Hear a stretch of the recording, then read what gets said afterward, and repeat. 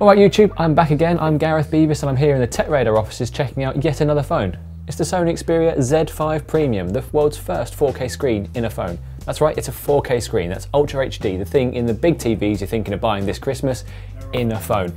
Is it a gimmick? Is it a bit of a headline? Yeah, you know what, it could be, but it's still a Sony phone. It's still got loads of really great bits on it. It's still a good brand making good things. So let's take a look inside the box, because that's why you're here, and find out what's right there. Now Sony's design is very much kind of black, boxy, very bezel heavy. As you can see here, it's very much the same. You've got the black sides, the bezels, it's again kind of boxy. There we've got the fingerprint scanner, so now when you hold the phone on that, it will unlock. Volume key, camera key, which is still really nice to see because it means when you're holding the phone, snap, snap, snap. Otherwise, it's again very solid Sony design. Plastic on the top, pull that off, lovely. Same again. Now you see here, a very glossy back indeed. That's going to absorb fingerprints. If you wanted to get the gold or the chrome version, it's even shinier. The chrome version is actually more like a mirror, which is a bit cray-cray. But anyway, it's Sony's design. It's only for the Z5 Premium, the Z5 itself, and the compact and more of a frosted glass thing. So again, it's glossy, it's fancy, it's designed to be the premium phone. What else is in the box? Well, some sort of fancy book icon there. I assume that's for the instructions. And yes, that's the instructions. They seem quite minimal. This is a review unit, so I'd assume that's probably why. As you can see, yeah, startup guide, how to start a phone. You know how to do that. Putting memory cards in, nano SIM cards, dust and water protection. Very good point. This phone is dust and waterproof. You can theoretically dunk it in water, even though Sony's decided that it's probably a bad idea on recent updates, which is a bit weird. But yeah, it's a phone that is more robust than others. Even if you are a little bit worried about it, it's a fancy phone, but you can chuck it in sand. Great day to be alive. In the box itself, we've got, again, this is review unit, so these are empty. So what we would have here, I guess, is a plug and a USB socket, but they're there. When you buy the phone, probably will be there.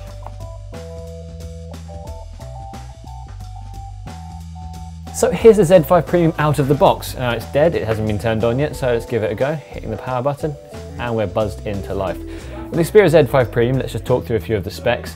It's got the latest Snapdragon processor, that's an 810, it's got 3 GB of RAM.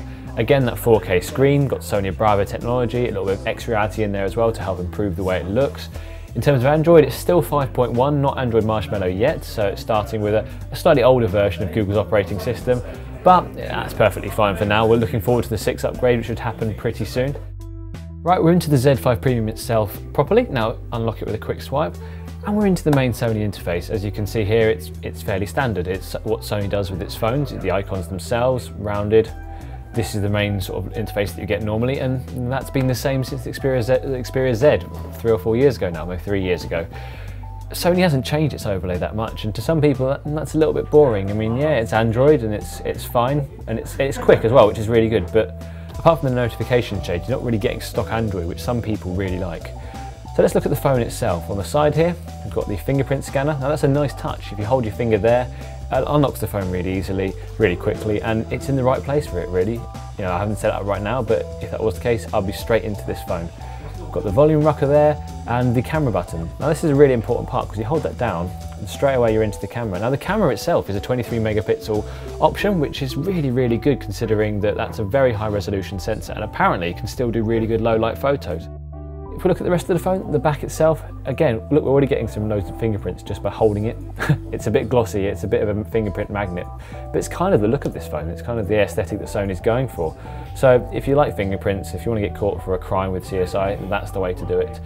Apart from that, we've got here the port. Now this port is the only cover on here, and that's really actually because it's the only place to put in a SIM card and the micro SD card as well. So if you wanted to expand the storage on this, you can do that with the Sony. It's a really great feature. The micro USB port at the bottom is uncovered, which means that even though this is dustproof and waterproof, you can still dunk it around and charge the phone straight away afterwards. That's really clever and really good nano covering technology. So we've covered the camera, we've covered the interface. Now what about the screen? As you can see, it's 4K and, well, you know what? It doesn't actually look that good. It looks sharp and it's really fast, but if we go into video, for instance, right, I've done a couple of things here. Just open that back up.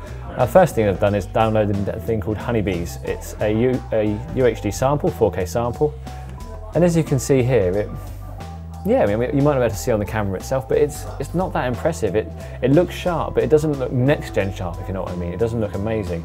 If you zoom into the the video itself, which is really apparently quite hard to do, you can see the video of the beat. It does look a bit sharper, and you can get that extra clarity, but it's nothing amazing. What I've done as well is I've got the same video on the Xperia Z5. This is just the standard version that you can buy. If we cycle through to sort of roughly the same point, yeah, you can see, I mean, this looks almost as sharp. I mean, it's equally as bright. It's still a really impressive performance. And if you're watching 4K video, which there isn't that much of it available at the moment, why would you really go for the other one apart from a bigger screen?